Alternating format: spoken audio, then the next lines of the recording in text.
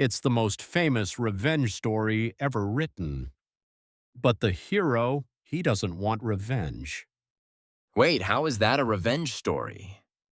That's exactly what makes it a masterpiece. The play is called Hamlet by William Shakespeare. He wrote it about 400 years ago. 400 years and people still read it? Still read it, still perform it, still quote it. To be or not to be, Oh, I've heard that before. everyone has, but almost nobody knows what it really means. It's about a prince named Hamlet in Denmark. His father, the king, just died. And his uncle took everything. The crown, the throne, even the queen. He married his own brother's wife? 2 months after the funeral. But it gets worse, way worse. How?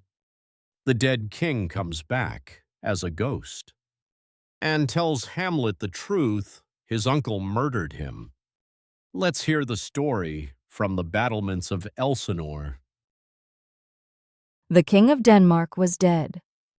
His name was Hamlet, a good king and a loving father. But he died suddenly, no one knew why. His brother Claudius took the throne. And then Claudius did something that shocked the whole country. He married the dead king's wife, Queen Gertrude. It was only 2 months after the funeral.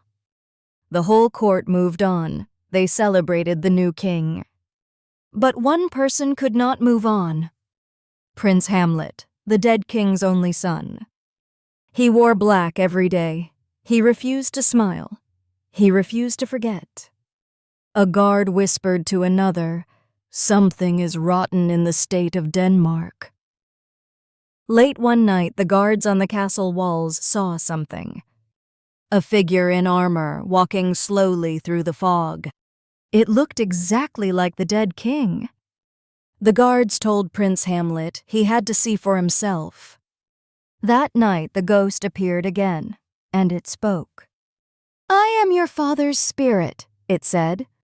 "I did not die from a snake bite. That was a lie. Your uncle poured poison into my ear while I slept. He stole my crown, my wife, my life. Revenge me, Hamlet, revenge my murder." The ghost faded into darkness. Hamlet fell to his knees and swore revenge. "The time is out of joint," he cried. "O cursed spite that ever I was born to set it right." But Hamlet did not act right away. He came up with a different plan. He would pretend to be mad. He walked strangely. He spoke in riddles. The king and queen watched him carefully. Claudius sent 2 old friends to spy on Hamlet. He also used a young woman named Ophelia. Hamlet had once loved Ophelia deeply, but now he pushed her away with cruel words. "Get thee to a nunnery," he told her. "I loved you not." Was the madness an act, or was it becoming real? One day Hamlet stood alone in the castle. He spoke the most famous words in the English language. To be or not to be, that is the question. Whether 'tis nobler in the mind to suffer the slings and arrows of outrageous fortune, or to take arms against a sea of troubles, and by opposing end them. Should I live and suffer, or fight and possibly die? He was not just thinking about revenge. He was asking about life itself. Is it braver to endure or to let go? 400 years later, no one has answered. Hamlet needed proof. The ghost could have been a trick. So he came up with a clever plan. A group of actors arrived at the castle. Hamlet asked them to perform a very special play. It showed a king being murdered, exactly like the ghost described. Poison poured into the ear of a sleeping king. Hamlet watched Claudius during the scene. When the poison was poured, Claudius jumped to his feet. His face went white. He rushed out of the room. "The play's the thing," Hamlet whispered. wherein I'll catch the conscience of the king. Now he was sure his uncle was a murderer. Hamlet went to his mother's room. He was furious. He wanted her to see the truth. "You married your husband's killer," he said. But someone was hiding behind the curtain, listening. Hamlet heard a noise. He grabbed his sword. He thought it was Claudius. He stabbed through the curtain. But it was not Claudius. It was Polonius, an old man, Ophelia's father. Hamlet stared at the body. He had killed an innocent man. "I must be cruel only to be kind," he told his mother. But this mistake changed everything. Ophelia's world fell apart. The man she loved had rejected her. And now he had killed her father. She lost her mind truly and completely. She walked through the castle singing strange songs. She gave flowers to everyone she met. "There's rosemary, that's for remembrance," she sang. "Pray you, love, remember." No one could help her. No one could reach her. She wandered to a stream and fell in. She floated among the flowers, and she drowned. Hamlet returned to Denmark after being sent away. In a churchyard, he found men digging a grave. One of them tossed up a skull from the dirt. Hamlet picked it up and looked at it closely. He knew this skull. It was Yorick, the old court jester, the man who carried little Hamlet on his back years ago. "Alas, poor Yorick," Hamlet said. "I knew him, Horatio, a fellow of infinite jest." Now Yorick was just bones in the mud. Kings and clowns, they all end up the same way. Claudius made one last plan to kill Hamlet. He set up a sword fight, Hamlet against Laertes. Laertes was Ophelia's brother. He wanted revenge for his family. Before the fight, Hamlet spoke calmly to his friend. "The readiness is all," he said. But the fight was a trap. Laertes' sword was dipped in poison. Claudius also prepared a cup of poisoned wine. The duel began. Hamlet fought bravely. But Gertrude picked up the poisoned cup. She drank it. She collapsed. She died. Hamlet rushed to her side, but she was already gone. The poisoned blade cut both Hamlet and Laertes. With his last strength, Hamlet drove the sword into Claudius. The king was dead. The queen was dead. Everyone was dead. Hamlet looked at his friend Horatio and whispered, "The rest is silence." Wow, that ending. Everyone dies. Everyone. That's Shakespeare for you. Now let's talk about it. Let's start with Hamlet himself. He knows who killed his father, but he can't act. Why not? Just go get revenge. That's the whole mystery of this play. Hamlet says one line that explains everything. "The time is out of joint." Out of joint? Like a broken bone? Exactly. Dislocated, pulled apart. The world is broken, and Hamlet doesn't know how to fix it. So what does he do? He pretends to be mad. That's his plan? Act crazy?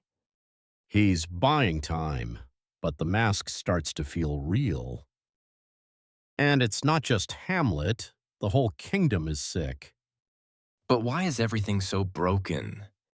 A guard says one line that explains the whole play. Something is rotten in the state of Denmark. Rotten?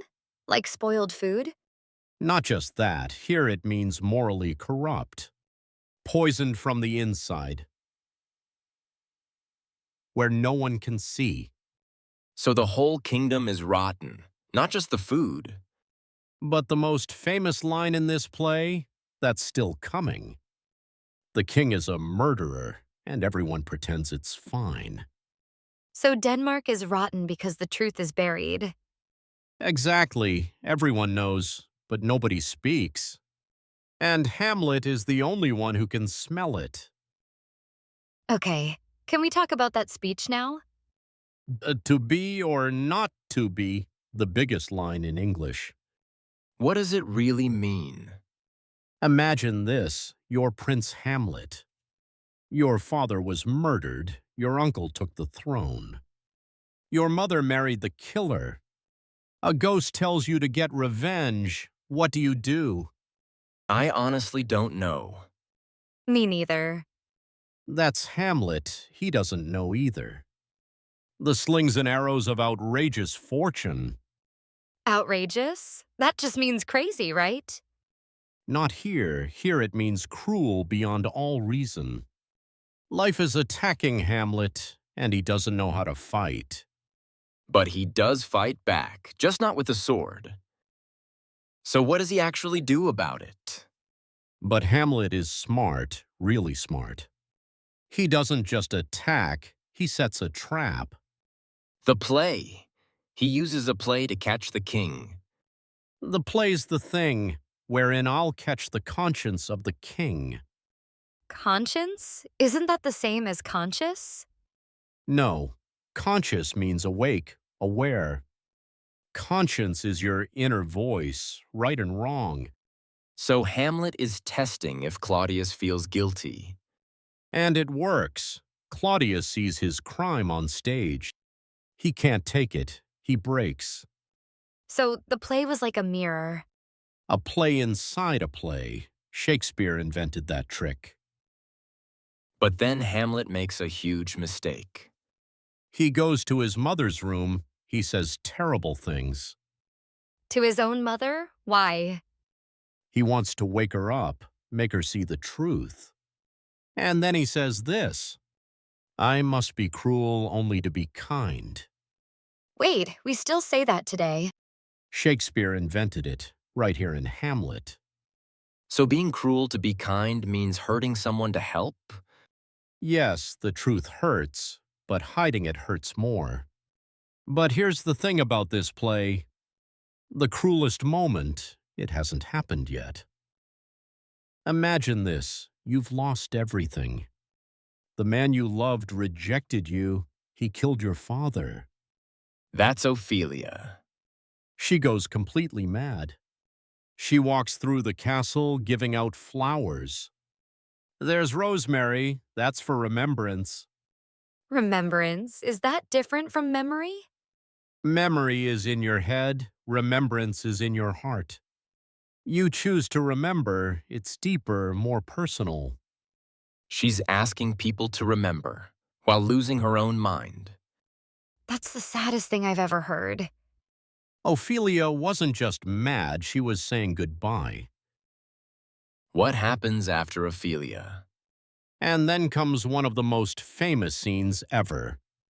Hamlet in a graveyard, holding a skull. Yorick the Jester. Alas, poor Yorick, a fellow of infinite jest. Infinite, meaning without end? Exactly, his jokes never stopped, his laughter never ended. He carried Hamlet on his back, and now this is all that's left. I want someone to hold my skull and say nice things. I'll do it. You're welcome. But that's Shakespeare's whole point here. It doesn't matter who you were. Kings, clowns, princes, we all become dust.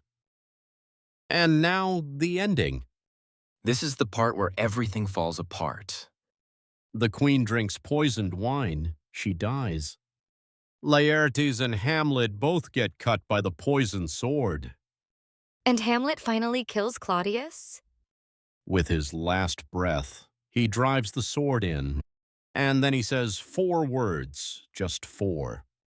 The rest is silence. The rest just means what's left over, right? Here's the thing, rest has 2 meanings. What remains, but also peace, the end of suffering.